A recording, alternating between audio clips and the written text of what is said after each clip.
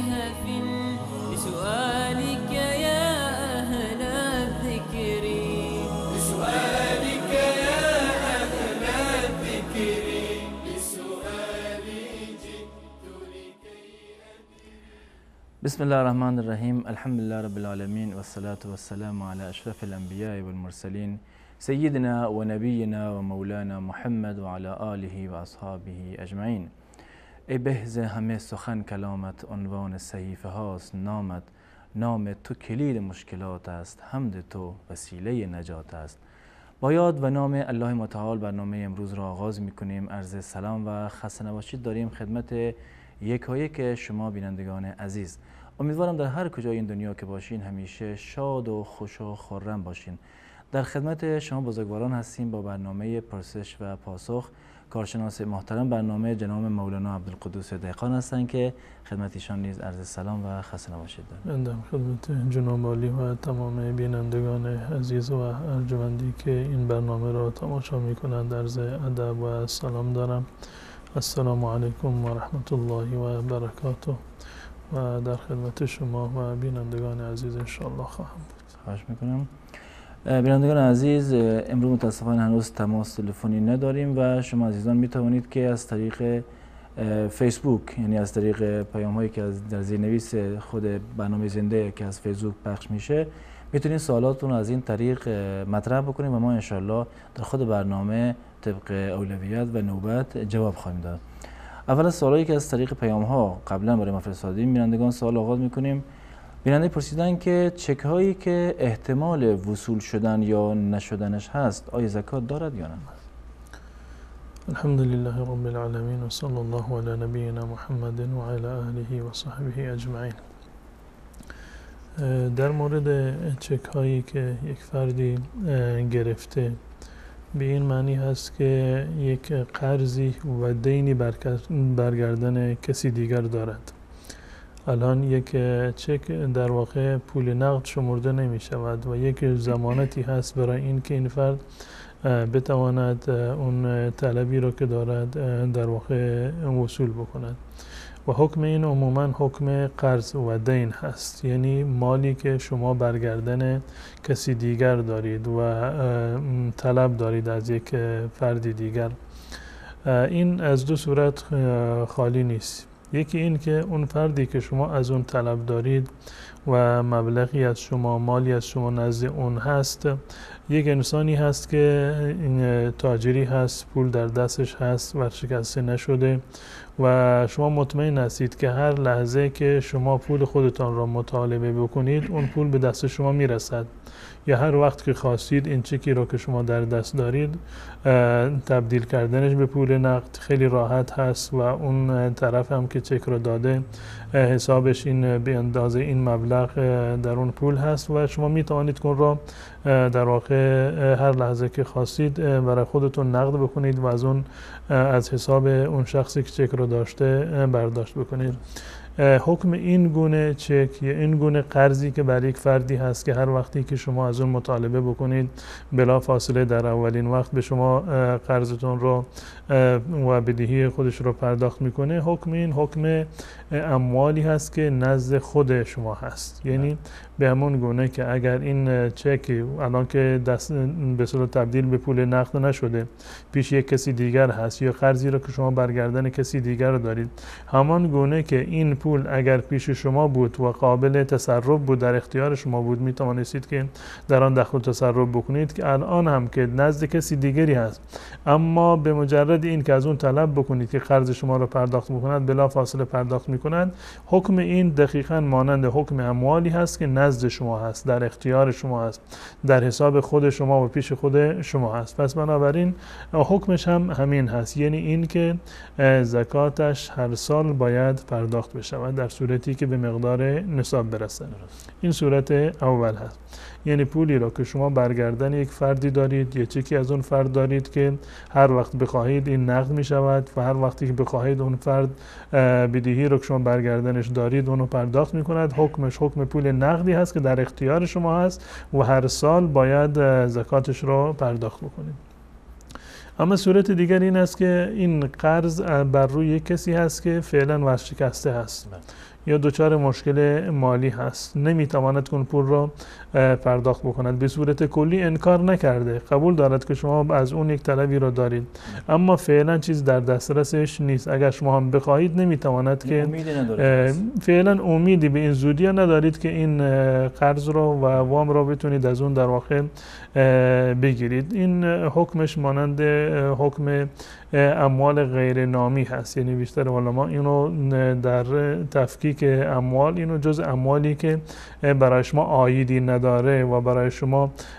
نفی نداره در این قسم حساب میکنن و حکمش در این زمینه این است که این مال را تا زمانی که به دست شما نیامده زکاتی برگردن شما نیست. معلوم نیست که کی برسد، امروز برسد یا یک سال دیگر یا 10 سال دیگر برسد، شما مطمئن نیستید و اون طرفی که هم این شما از اون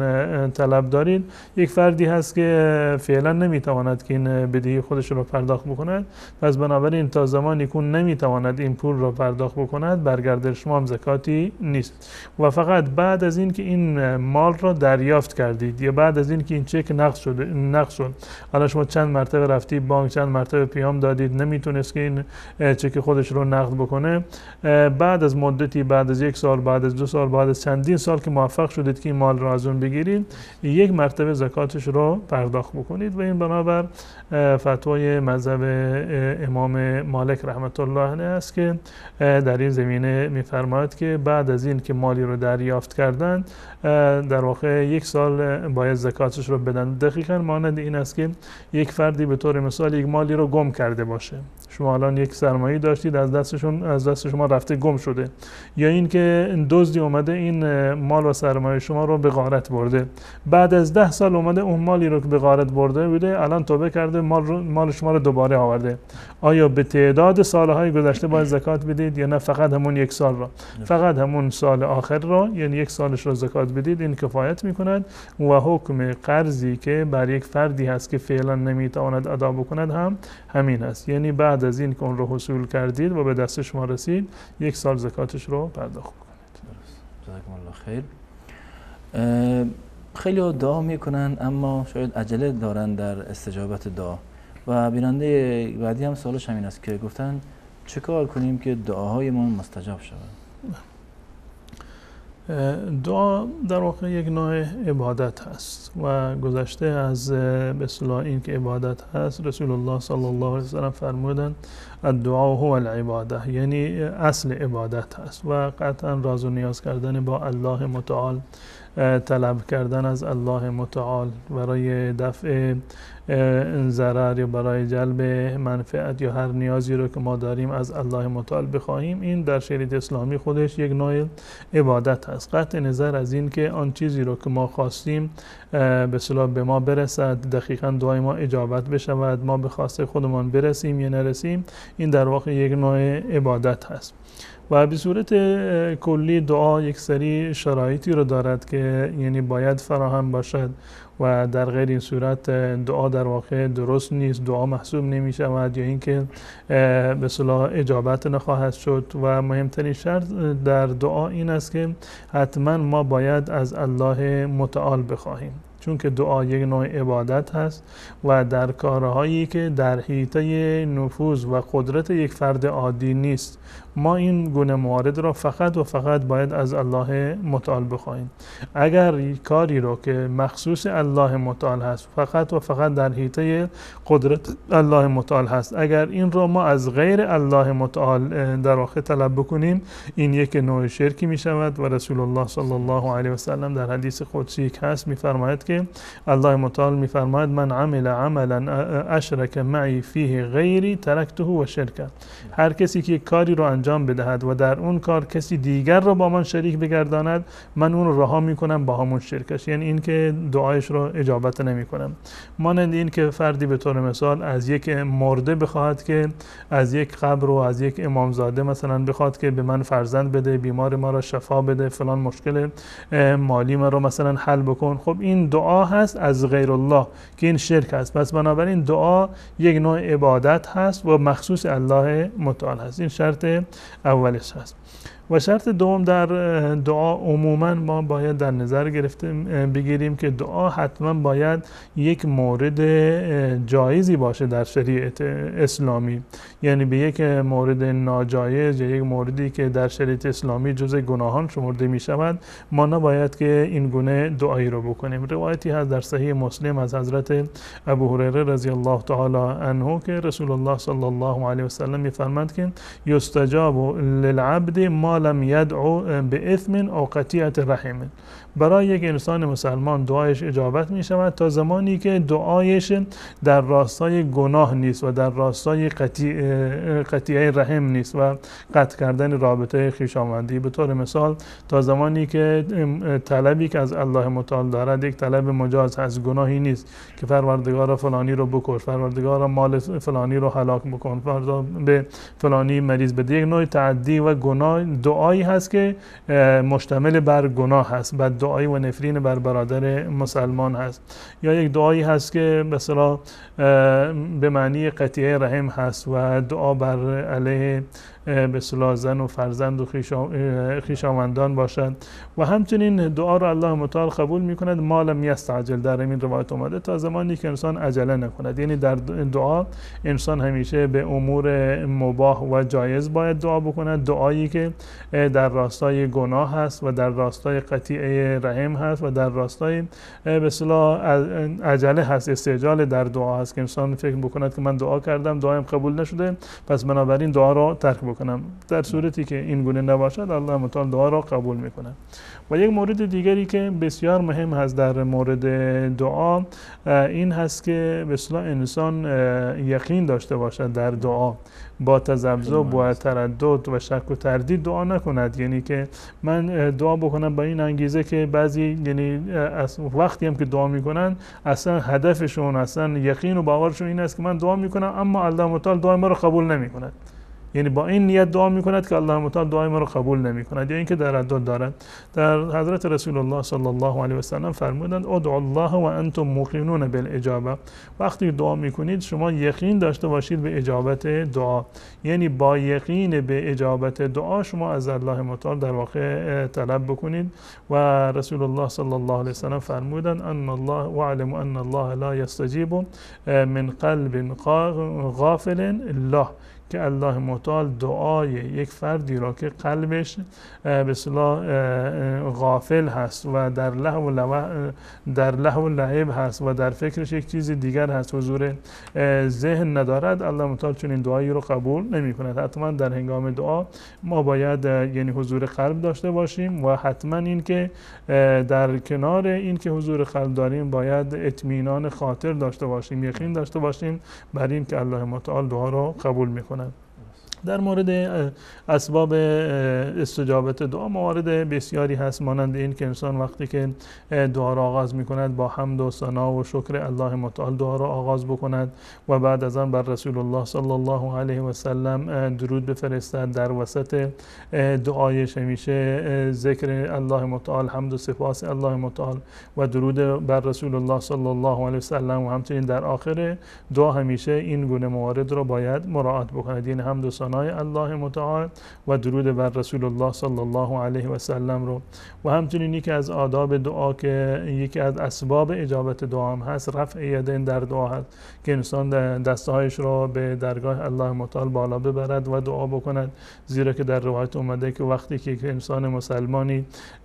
دعا میکند به بارگاه الله متعال دستهای خودش را بلند میکند، الله متعال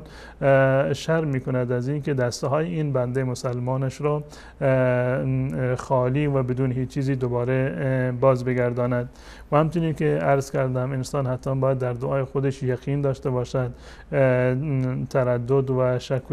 شک و تردیدی نداشته باشد. این بسیار مهم هست در هنگام دعا. و یکی از موارد دیگری که بسیار مهم هست انسان باید همیشه مراعات بکند این است که انسان باید اوقاتی را که به اجابت دعا نزدیک تر هستند این اوقات را باید غنیمت بشمارد، مانند آخر شب هست و وقت سحر هست، در هنگام سحر اگر دعا بکند، بین اذان و اقامه انسان دعا بکند، هنگام افطار دعا بکند، وقت که رحمت الله متعال نازل می شود، وقت نزول باران هست، این گونه اوقات انسان دعا بکند، دعایش به اجابت نزدیکتر هست و قطعا الله متعال دعا را اجابت میکنه. چون که عرض کردم که دعا یک نوع عبادت هست و عبادت وقتی که خالصانه باشد به هیچ عنوان هدر نمی رود و ضایع نمی شود، حتما در زندگی شما تأثیری دارد. حداقل تأثیرش و کمترین درجه اجابتش این است که این به عنوان یک عبادت و به عنوان یک کار خیر برای شما در روز قیامت در نامه اعمالتان منظور خواهد شد. جزاکم الله خیر. با توضیح مفصلی هم که دادین. و بیننده بعد در مورد گرفتن سود از بانک سوال کردن، گفتن که گذاشتن پول در بانک و گرفتن سود آن آیا از نظر شرعی جایز است یا نه؟ این که بسیاری از مردم پولشون رو در بانک میگذارند و دقیقاً سود پول رو میگیرند، این یکی از شایع ترین و معروف ترین به اصطلاح و اساسی ترین صورت‌های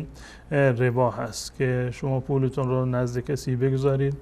و در مقابل اون در واقع به شما یک سود مشخصی رو 10%، 20%، هر درصدی رو چه کم باشه چه زیاد، وقتی که در مقابل این پولی که شما به ودیعت گذاشتید و طرف چه بسا که از این سوء استفاده می‌کند، کار می‌کند و یک مبلغی رو به شما می‌دهد، این در واقع جزء همان سود شمرده می‌شود و ربا هست و حرام هست. الله متعال مسلمانان را در واقع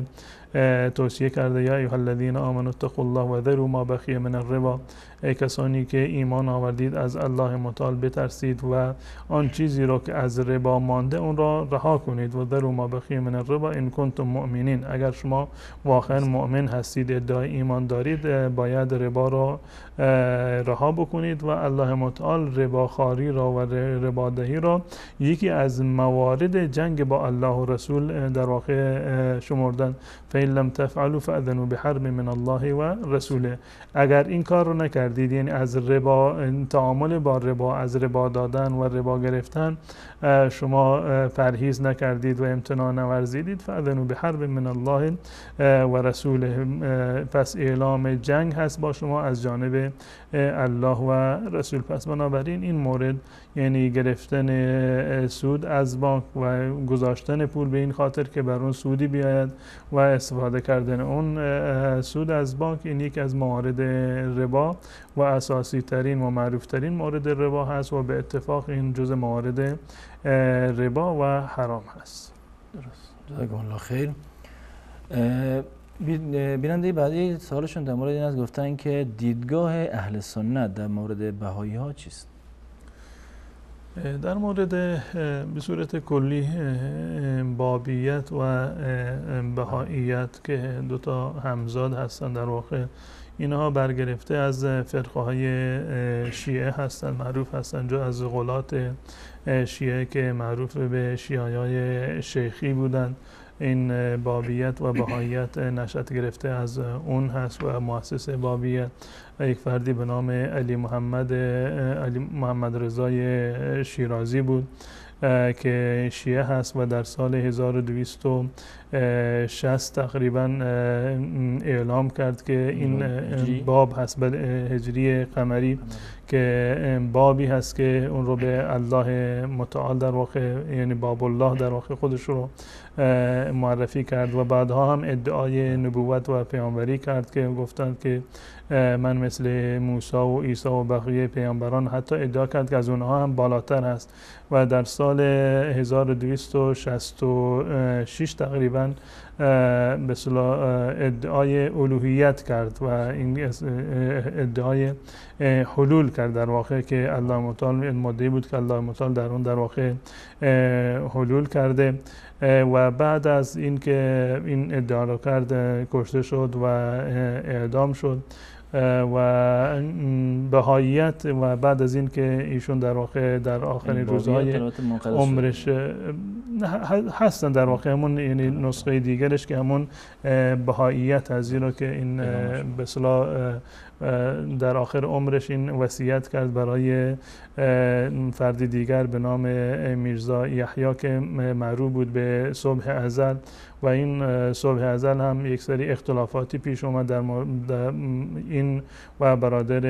دیگرش که حسین و بهاءالله بود و نهایتا در واقع اختلافاتی که در میان اونها به وجود آمد و این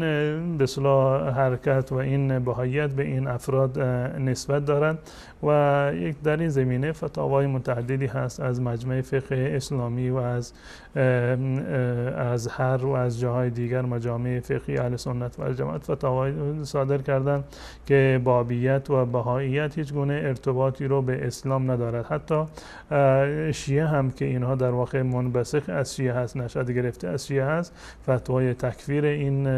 بهائیت رو صادر کردند و عقایدی رو که بهائیت داره به هیچ عنوان ارتباطی با دین مبین اسلام نداره و نمی شود که اینها رو به عنوان یک فرقه اسلامی معرفی کرد، زیرا که در تضاد هستند با اصول اسلامی. به طور مثال اعتقاد به حلول دارند که الله متعال در بندگانش و در برخی از بندگان در واقع حلول می کنند. اعتقاد بر این دارند که تمامی ادیان آسمانی همچنان وجود دارند، یعنی اعتقادی به منسوخ بودن دین یهودیت و نصرانیت در واقع ندارند و همچنین معتقدند که کتابشون که معروف به اقدس هست این کتاب رو از تمام کتب آسمانی و حتی از قرآن کریم در واقع بالاتر میدونند و این عقایدی هستند که در کفر بودن این عقاید هیچ گونه شک و شبهه وجود نداره. به این خاطر مجامع فقهی مسلمانان فتواشون بر این است که این فرقه اسلامی نیست، بلکه عقایدش 100% با شریعت اسلامی تضاد داره. در تمام اصول اسلامی در ایمان به الله و حتی در ایمان به معجزات پیامبران رو قبول ندارند، فرشتگان رو قبول ندارند، بهشت و جهنم رو قبول ندارند و بسیاری از عقایدی که قطعا به هیچ عنوان نمی شود که اینها رو جزء عقاید اسلامی شمرد، بلکه 100% در تضاد با اسلام و به هدف مبارزه با دین اسلام در واقع این گروه و این فرقه تأسیس شده. جزاکم الله خیر.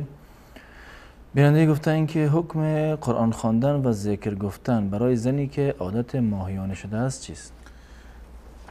ذکر گفتن برای خانم هایی که در عادت ماهیانه هستند هیچ گونه اشکالی وجود ندارد و بالاتفاق یعنی زنان در حالتی که در زمان عادت ماهیانه هستند می توانند که ذکر اذکاری رو که هست مانند سبحان الله، الحمدلله، لا اله الا الله و بقیه اذکار صبح و شام رو می توانند به راحتی و بدون هیچ گونه اشکالی این اذکار را بخونند و در مورد تلاوت قرآن کریم هم قول راجح این است که ممانعتی در این زمینه از رسول الله صلی الله علیه و سلم ذکر نشده و دلیلی برای ممنوعیتش نیست. برخی از علما چون که عادت ماهیانه رو قیاس کردند بر حالت جنابت، گفتند که همون گونه که در حالت جنابت انسان نباید قرآن رو تلاوت بکند، در حالت عادت ماهیانه هم جایز نیست، زیرا که عموما احکامشون یکی هست. اما این دو مورد با هم دیگر قطعا تفاوت دارند، زیرا که جنابت یک حکم عارضی هست، یک وضعیت و حالت عارضی هست که در اختیار انسان هست، هر لحظه که میخواد میتواند که جنابتش رو رفع بکند. اما عادت ماهیانه این گونه نیست، استمرار دارد و گذشته از این دلیلی بر این که یعنی قاطع که ثابت بکند بر این که در حالت عادت ماهیانه تلاوت قرآن جایز نیست، چون این دلیلی هم وجود ندارد. منتها یعنی سعی بکنند که وقتی که قرآن رو تلاوت میکنند قرآن رو دست نزنند یا از روی موبایل تلاوت بکنند یا اینکه کسی دیگر قرآن رو جلوشون باز بکنه یا خودشون هم قرآن رو با پرده، با دستکش یا با پارچه‌ای ورق بزنند و تلاوت بکنند، یا برای حفظ و مراجعه خودشون نیاز دارند قرآن رو بخونند، یا معلمی هست در کلاس قرآن میرود، هیچ گونه اشکالی ندارد، میتوانند که در این صورت ها قرآن رو تلاوت بکنند، تعلیم بگیرند و تعلیم بدهند، اشکال شرعی و ممانعتی وجود ندارد. اتاق فرمان خواهش میکنم اگر مشکل شما رو حل شده شما تماس بینندگان رو زیرنویس بکنن تا کسانی که میخوان تماس بگیرن و سوال شهریشون رو مطرح بکنن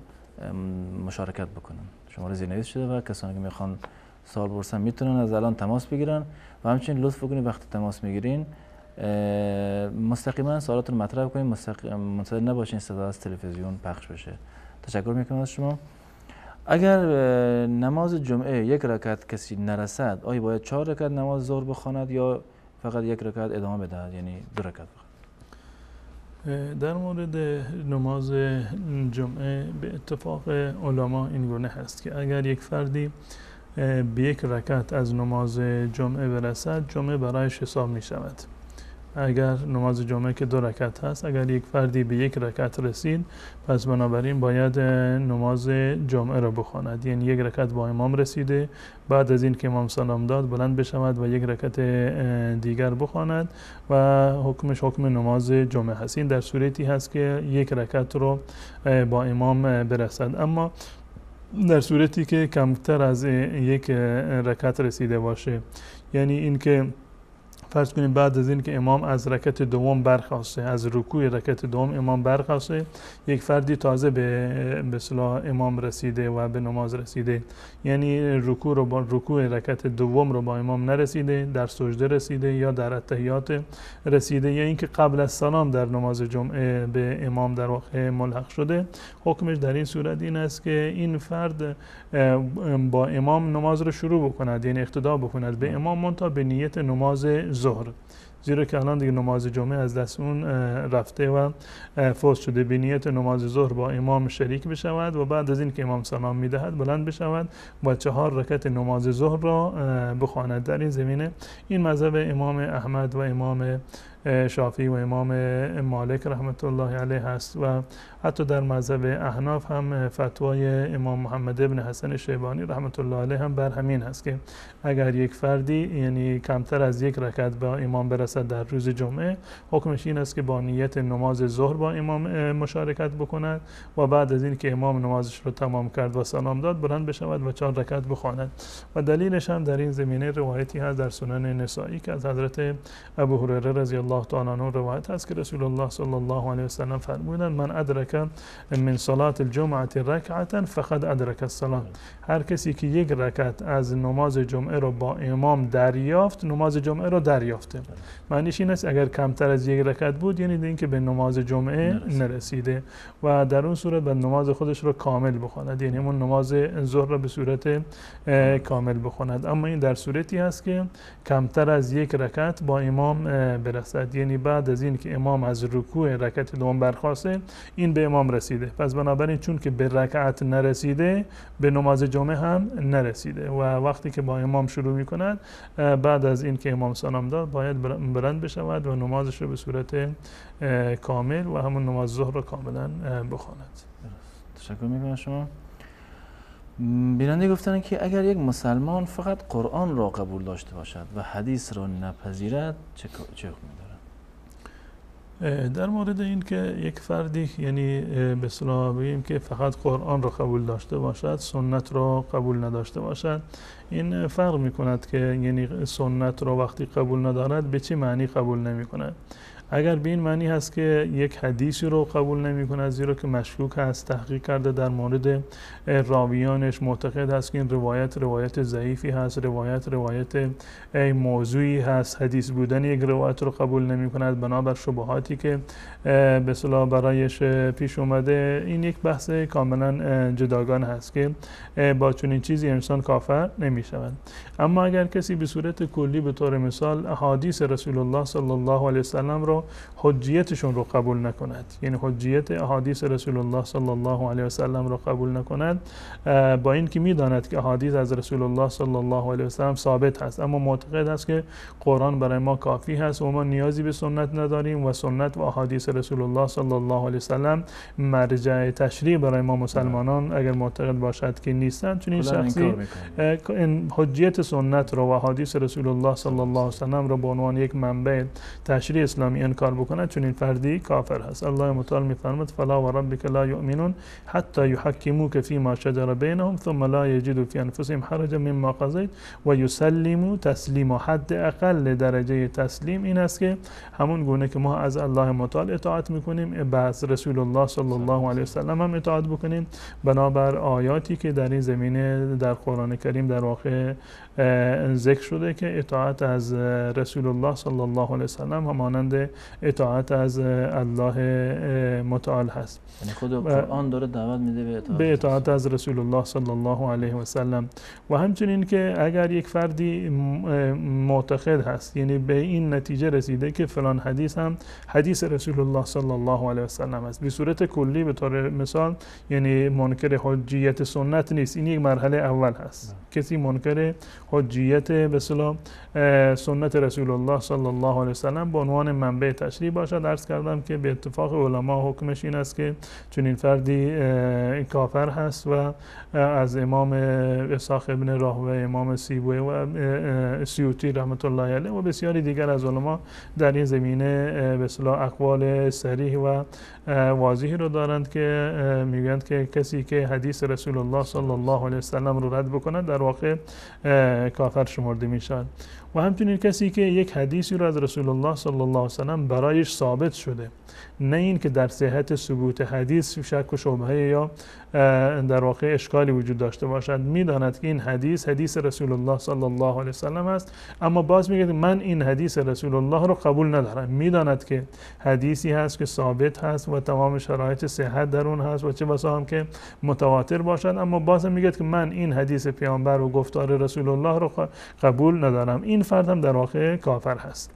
فردی که یک حدیثی رو که برایش ثابت شده که این حدیث جزء فرموده های رسول الله صلی الله علیه و سلم هست، اما با وجود آن رو رد بکند، چنین شخصی هم کافر می شود. قبلا هم عرض کردن. اما اگر کسی بنابر شبهه‌ای که برایش پیش اومده در صحت یک حدیثی به طور مثال اشکال دارد، مشکوک از یک راوی برایش یعنی جای سوال باقی مانده و میگوید که من شک دارم که این حدیث حدیث رسول الله باشه، این گفتار رسول الله باشه، پس بنابراین من این رو رد میکنم به خاطر این که مشکوک است که آیا فرموده رسول الله صلی الله علیه و سلم هست یا نیست. این جزء مثلا موارد کفر نیست. اما در موردی که انسان یقین داشته باشه که فلان حدیث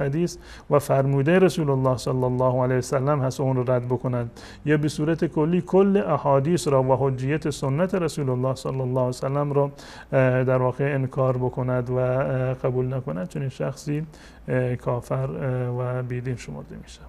درست. جزاکم الله خیر. بینندگان عزیز، در اینجا با هم یک میان برنامه میبینیم و دوباره باز خواهیم گشت در خدمت شما عزیزان خواهیم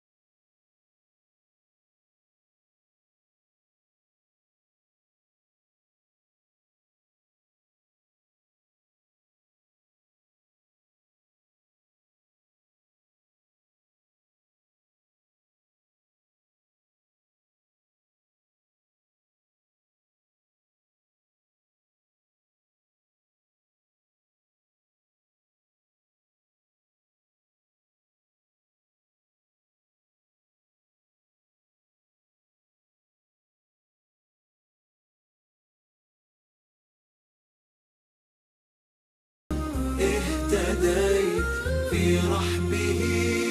تحلو الحياة.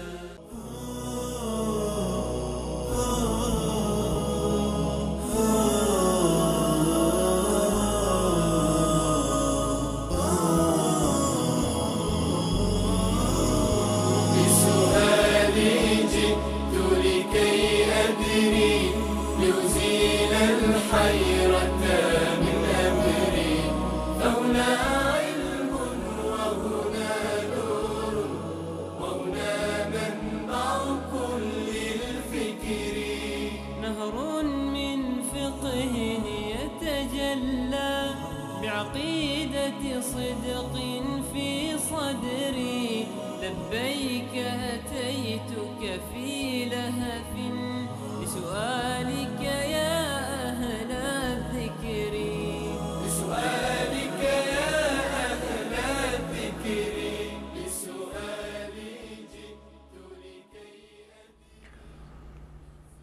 عرض سلام و خسته نباشید مجدد دارم خدمت شما بینندگان عزیز. بینندگانی سوالاشون را از طریق فیسبوک فرستادن که ابتدا به این سوالها میپردازیم و جناب مولانا بیننده پرسیدن که گذاشتن اسم هانیه برای دختر درست است یا نه؟ بله، اسم هانیه یا هانی از نظر شرعی هیچ گونه اشکال و ممانعت شرعی ندارد. این از حنا هست به معنی شادمانی و به اصطلاح کامیابی و پیروزی هست و هیچ گونه از نظر شرعی هم هیچ گونه تضادی ندارد، اسم بدی نیست، پس بنابراین از نظر شرعی هم اشکالی ندارد و جایز هست که بر دختر اسم هانیه یا هانی گذاشته بشود. درست. جزاکم الله خیر. بینه گفتن که آیا درست است روز وفات رسول الله صلی الله علیه و سلم روزه بگیریم؟ در مورد این که به مناسبت وفات رسول الله صلی الله علیه و سلم ما روزه بگیریم، چون این چیزی از احادیث رسول الله صلی الله علیه و سلم ثابت نیست که چون این موردی رو ثابت بکنه، یا بعد از رسول الله صلی الله علیه و سلم که عرض کردم که در فرموده های رسول الله صلی الله علیه و سلم چون این چیزی ثابت نمیشه، چون این امری از ایشان برای ما نقل نشده. اصحاب رسول الله صلی الله علیه و سلم هم در روز وفات رسول الله صلی الله علیه و سلم کسی روزه نگرفتن و چون این چیزی یعنی جزء روزه های سنت و مسنون از نظر شرعی نیست. منتها روز دوشنبه جز روزه هایی هست که رسول الله صلی الله علیه و سلم روزه می گرفتند و بنابر قول محققین وفات رسول الله صلی الله علیه و سلم هم در روز دوشنبه بوده. روز دوشنبه رو به نیت این که رسول الله صلی الله علیه و سلم روزه می گرفتند تشویق کردند به روزه گرفتن دوشنبه و پنجشنبه، به خاطر این که اعمال انسان در این دو روز عرضه می شود پیش الله متعال. این از نظر شرعی اشکالی ندارد و جایز هست. اما به نیت این که چون که رسول الله صلی الله علیه و سلم در این روز وفات کردند به خاطر این ما روزه بگیریم، چون این چیزی از سیرت و از فرموده های رسول الله صلی الله علیه و سلم و روش اصحاب رسول الله صلی الله علیه و سلم ثابت نیست و هیچ گونه دلیل شرعی رو ندارد. درست. جزاکم الله خیر. بیننده گفتن که اگر زن در وقتی که حیض است وارد مسجد شود آیا درست است یا نه؟ برای اینکه زن وارد مسجد بشود دلایلی هست از احادیث رسول الله صلی الله علیه و سلم که انسان در حالت جنابت و همچنین در حالت عادت ماهیانه اجازه ندارد که وارد مسجد بشود و در این زمینه روایتی هست از حضرت عایشه رضی الله تعالی عنها که روزی رسول الله صلی الله علیه و سلم به ایشون فرمودن ناولین الخمرته، که خمره را که یک نوع چادر و زیرانداز بود رسول الله صلی الله علیه و سلم فرمودند که این رو به من بده. حضرت عایشه رضی الله تعالی عنها فرمود که یا رسول الله من در حالت عادت ماهیانه هستم. رسول الله صلی الله علیه و سلم فرمود این حیضتک لیست فی یدک، که این عادت ماهیانه که در دستت نیست، یعنی ایشون فقط گفتن دستت رو دراز بکن و این خمره رو از مسجد به من بده. از این حدیث فهمیده می شود که حتی در اون زمان و از دیدگاه حضرت عایشه رضی الله تعالی عنها بنابر حکمی که در اون زمان بوده، ایشون این برداشت رو کرده بودند که ورود زنان در حالت عادت ماهیانه به مسجد از نظر شرعی درست نیست. به این خاطر گفتند که من چون که عادت ماهیانه هستن نمیتوانم که به مسجد بروم و این خمره رو برای شما بیاورم. پس بنابراین برای زن از نظر شرعی و همچنین کسی که در حالت عادت ماهیانه است جایز نیست که به اصطلاح وارد مسجد بشود، مگر در صورتی که برای عبور از یک راهی مثلا مجبور باشد که مثلا از این در مسجد وارد بشود، از در دیگر خارج بشود. هم شخص جنوب میتواند این کار رو بکند و هم شخصی که به اصطلاح در حالت عادت ماهیانه هست. اما به صورت ماندن در مسجد این از نظر شرعی جایز نیست. درست. جزاکم الله خیر. در مورد تجلیل از روز میلاد رسول الله صلی الله علیه و سلم بیننده گفتن که توضیح دهید، آیا درست است یا نه؟ در مورد تجلیل از میلاد رسول الله صلی الله علیه و سلم که یک نوع به اصطلاح مراسم دینی و شرعی شمرده بشود، ما اهل سنت و الجماعت هستیم. یعنی نه تنها این که ناممان اسممان اهل سنت و الجماعت هست، بلکه عملاً باید ما پیرو سنت رسول الله صلی الله علیه و سلم و اصحاب رسول الله باشیم. کاری رو که رسول الله صلی الله علیه و سلم انجام نداده، روزی را، مناسبتی را که رسول الله صلی الله علیه و سلم تجلیل نکرده، ما هم از نظر شرعی نمیتوانیم اون روز را به بهانه این که رسول الله صلی الله علیه و سلم در فلان روز متولد شدن ما بخواهیم که اون روز را تجلیل بکنیم. بلکه رسول الله صلی الله علیه و سلم به ما دستور دادند که خالف الیهود و المشرکین، شما با یهود و نصارا و با مشرکان در واقع مخالفت بکنید. یکی از اصول شرعی هست در باب احکام که رسول الله صلی الله علیه و سلم همیشه دستور میدادند با مخالفت با یهود و نصارا. و خاطر ما میدونیم که این تجلیل از میلاد یک عادت و رسمی هست که از غیر مسلمانان و از نصرانی ها در واقع باقی مونده، که نصرانی ها روز ولادت مسیح رو جشن میگیرند، اول سالشون هست و این روز رو جشن و شادمانی و پایکوبی در واقع میکنند. پس بنابراین ما مسلمانان چون این اجازه ای رو نداریم که دقیقاً همان عادت و رسمی رو که غیر مسلمانان یهود و نصارا دارند ما بیاییم همون رسم و عادت اونها رو در واقع زنده بکنیم. غیر از این که میبینیم رسول الله صلی الله علیه و سلم به این روز رو هیچ وقت هم یادآوری نکردند در طول دوران نبوت خودشون، یا کار خاصی رو انجام ندادند که امروز روز ولادت من هست. یا بعد از رسول الله صلی الله علیه و سلم اصحاب بزرگوارش ابوبکر و عمر و عثمان و علی رضی الله تعالی عنهم و ائمه بزرگوار ما، ائمه اربعه و ائمه محدثین و فقها، هیچ کسی در قرون اولیه معتقد به چنین چیزی نبوده. نه تنها این رو که چنین کاری رو واجب یا سنت نمیدونستن، بلکه جایز هم نمیدونستن. برای اولین باری که در میان مسلمانان این کار رو آغاز کردند عبیدی ها بودند و کسانی که حکام شیعی که به عنوان فاطمی معروف بودند و در واقع عبیدی هستند. و این راه و رسم مسلمانان در واقع نیز جزء بدعت هایی هست که متاسفانه در اسلام اضافه شده و مردمی که اهل سواد و اهل معرفت نیستند به خاطر حب ظاهری که با رسول الله صلی الله علیه و سلم دارند این رو توجیه میکنند. اما محبت با رسول الله صلی الله علیه و سلم به هیچ عنوان توجیه کننده مخالفت با سنت رسول الله صلی الله علیه و سلم و مخالفت با اوامر رسول الله صلی الله علیه و سلم نیست. رسول الله صلی الله علیه و سلم به ما دستور دادند که شما با یهود و نصارا مخالفت بکنید. ما چگونه این دستور رسول الله صلی الله علیه و سلم را و سنت رسول الله و اصحاب بزرگوار را، خلفای راشدین رو زیر پا بگذاریم به خاطر اینکه بخواهیم که اظهار محبت بکنیم با رسول الله صلی الله علیه و سلم؟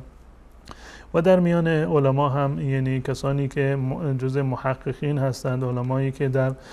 مذاهب اربعه نمونه‌هایی رو داریم که اعلام مخالفت کردند و فتوا دادند، در کتاب‌ها نوشتند که این جزء بدعت‌ها هست، جایز نیست که از این روز به عنوان ولادت رسول الله صلی الله علیه و سلم تجلیل بشود. و در میان احناف به طور مثال مفتی کفایت الله که یکی از علمای به اصطلاح مفتی‌های بسیار معروف و مشهور در هند و پاکستان بودند و بعد از اون شاگردان ایشون و همچنین استاد ما در دارالعلوم زاهدان جناب مفتی خدانظر در فتاوای محمودیه که فتاوای دارالعلوم زاهدان هست و همچنین در فتاوای مولانا محمد عمر سربازی رحمت الله علیه که ایشون مفصلا بحث کردند که نباید هیچ گونه منکراتی در این زمینه انجام بگیرد. و اضافه بر این جناب مولانا محمد شفیع رحمت الله علیه در تفسیر گرانسنگشون تفسیر معارف القرآن یک بحث مفصلی رو در این زمینه دارند و بسیار واضح این رو مشخص کردند. اگر قرار باشد که ما برای بزرگانمون، برای انبیا تاریخ تولدشون رو جشن میگیریم، خب چرا برای انبیای دیگر نگیریم؟ برای رسول الله صلی الله علیه و سلم گرفتیم، برای ابراهیم و موسی و عیسی و اولوالعزم و بقیه پیامبران چرا ما چنین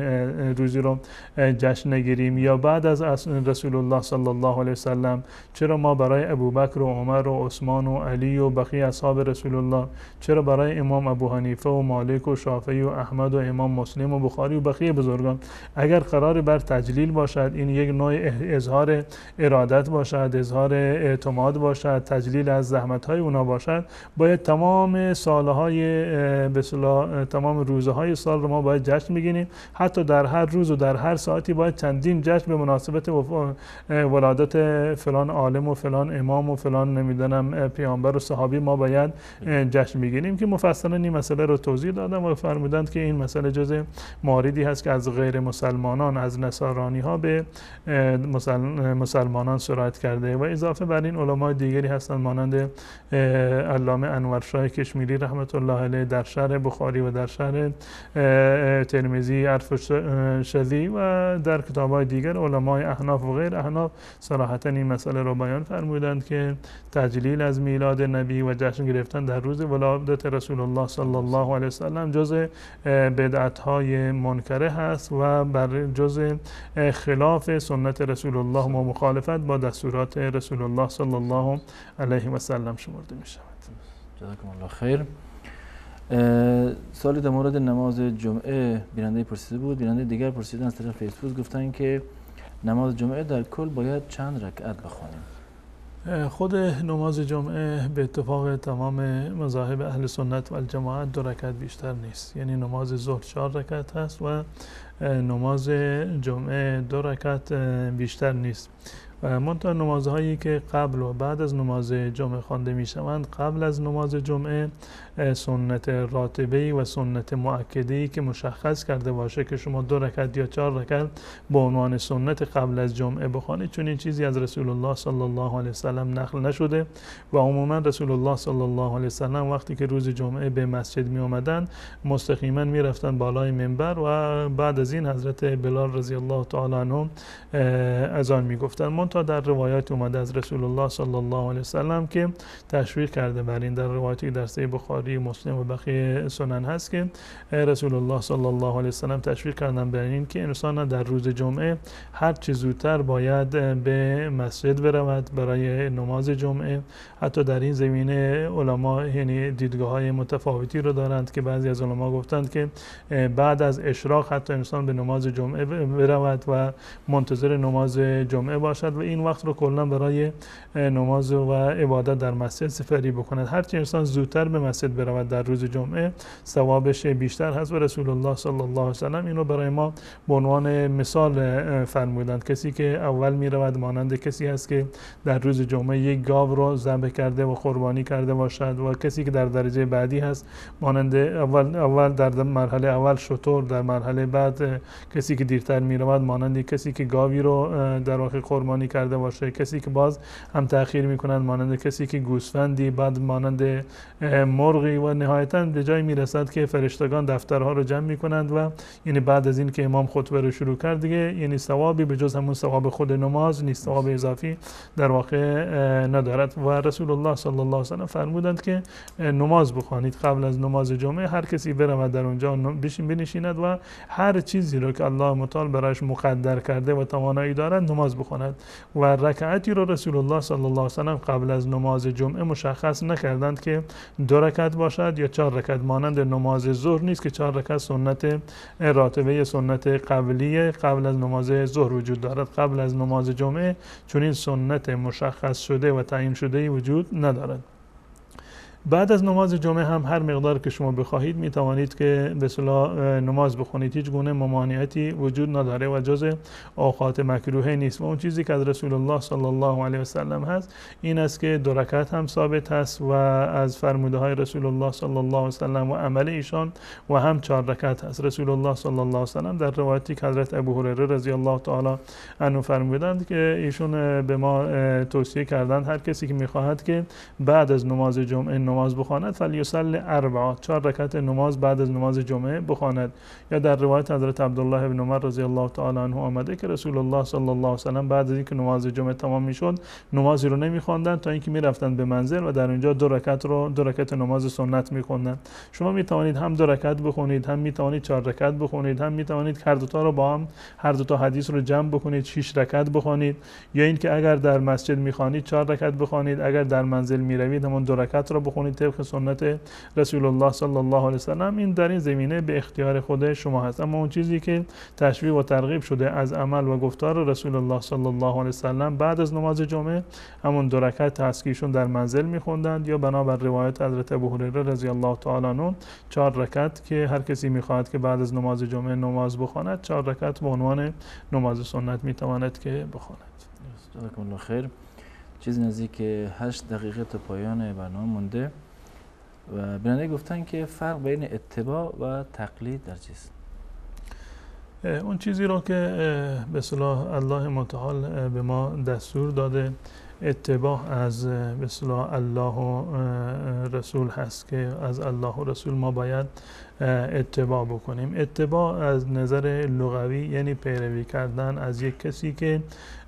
در واقع اتباع از او و پیروی کردن از اون دلیل شرعی در واقع دارد. و تقلید یک فرقی رو در این گذاشتن که اونگونه که از خود به اصطلاح معنی اینها متوجه میشیم. ما اتباع یعنی این که شما بر نقش قدم یک فرد دیگری دیده و دانسته و با دلیل و برهان در واقع از اون پیروی بکنید، میبینید و چون که راه را میبینید متبع هستید، یعنی پشت سر یک کسی دیگر شما دارید راه میروید. اما تقلید به از قلاده انداختن هست که یعنی این که شما در گردن خودتون یک قلاده بندازید و این رو به اصطلاح به دست یک کسی دیگر بدینیش که هر جا که اون بخواهد شما رو در واقع بکشاند. یعنی شما نه دلیل اون رو میدونید نه مدرک اون رو میدونید، نمیدانید که به چه راهی میروند. این رو از نظر به اصطلاح لغوی اسمش تقلید است که بعضی از علما در این زمینه تفاوتی قائل شدن در میان اتباع و تقلید، که اتباع یعنی پیروی کردن از کسی که اتباع از اون دلیل شرعی دارد یا اون کسی که برای خودش یعنی برای مطلبی که ارائه میدهد یعنی دلیل شرعی از قرآن و سنت دارند. و تقلید یعنی پیروی کردن از یک فردی بدون این که شما دلیلش رو در واقع بدونید. حتی در میان به اصطلاح اتباع مذاهب اربعه یا کسانی که مقلد هستند به این معنی که خودشون اهل درایت نیستند، اهل مثلا شناخت دلایل شرعی و استنباط از دلایل شرعی نیستند، به خاطر مجبورند این چاره دیگر ندارن به جز این که در واقع مقلد باشند از یک فرد دیگری که در واقع آشنا با قرآن و سنت است. اما چیزی که در این زمینه برای ما اهمیت دارد چه انسان مقلد باشد یا متبع باشد، در هر دو صورت انسان مسلمان وقتی که کاری رو انجام میدهد حتما باید با دلیل و مدرک باشد. حتی اگر یک فردی مقلد محض هست از یک عالم حنفی، از یک عالم شافعی، مقلد مذهب امام شافعی هست یا مذاهبی از مذاهب اهل سنت دیگر، شافعی هست، حنفی، مالکی، حنبلی هست،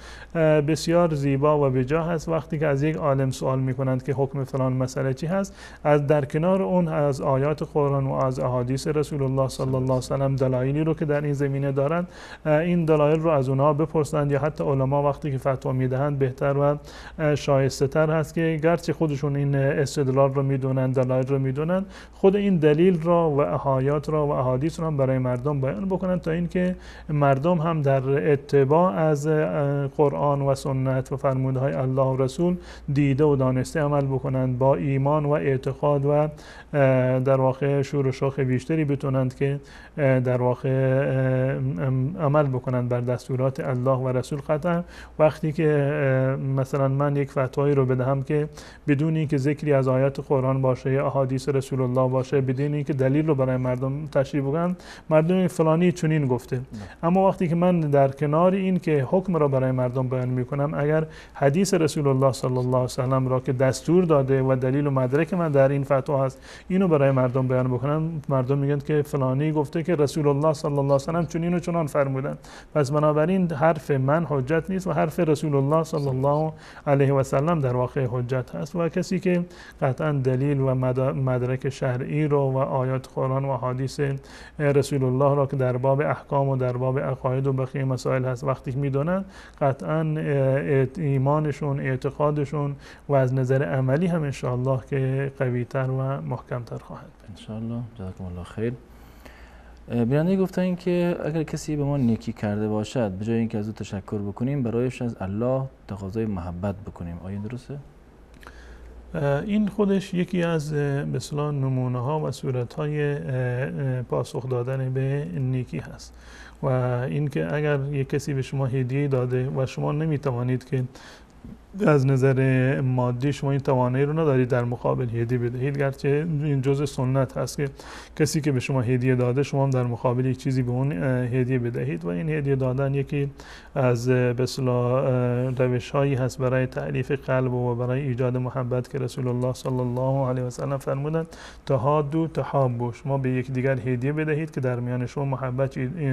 در واقع ایجاد می شود. و حداقل تشکری که ما از یک فرد میکنیم این است که برایش دعا بکنیم. اگر ما نمیتوانیم که مقابله به مثل بکنیم، به ما نیکی کرده، ما نمیتوانیم که در اون زمینه خاص به اون نیکی بکنیم. هدیه داده نه، ما نمیتونیم هدیه به اون بدیم، حداقل این است که ما میتوانیم که به اون در واقع برایش دعا بکنیم. دعا کردن خودش یک پاسخ به نیکی هست و حداقل در دعا این است که ما بگیم جزاکم الله خیرا. و رسول الله صلی الله علیه و سلم فرمودند هر کسی که به اون از جانب برادر مسلمانش یک احسانی شد، نیکی شد و این فرد در مقابل گفت که جزاک الله خیرا، فقط ابلغ بالثنا، یعنی بزرگترین پاداش رو در واقع به اون فرد داده. کسی هم که به اصطلاح بیشتر دعا بکند و دعای کاملتری بکند، قطعا به همون اندازه که دعا بکند یک نیکی رو در واقع پاسخ گفته. و مناسبی فرد مسلمان این است که این کلمه جزاک الله باید ورد زبان ما باشه. هر کسی که به ما نیکی کرد، ولو اینکه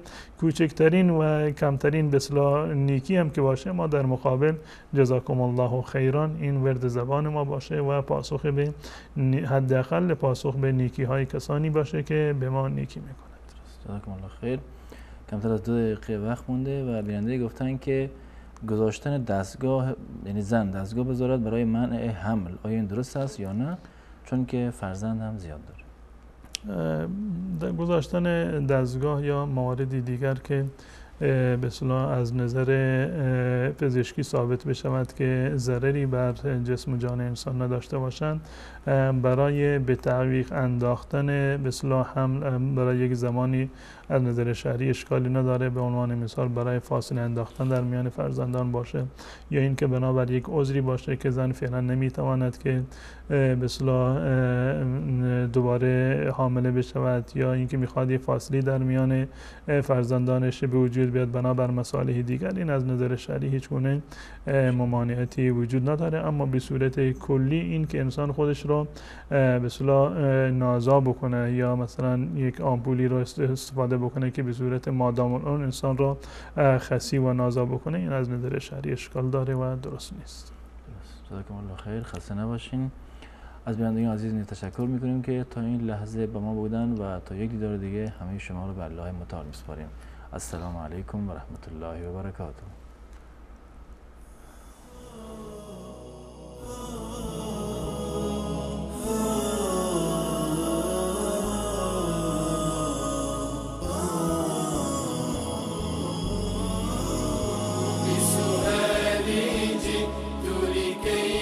أدري لأزيل الحيرة من أمري فهنا علم وهنا نور وهنا منبع كل الفكر نهر من فقه يتجلى بعقيدة صدق في صدري لبيك أتيتك في لهف لسؤال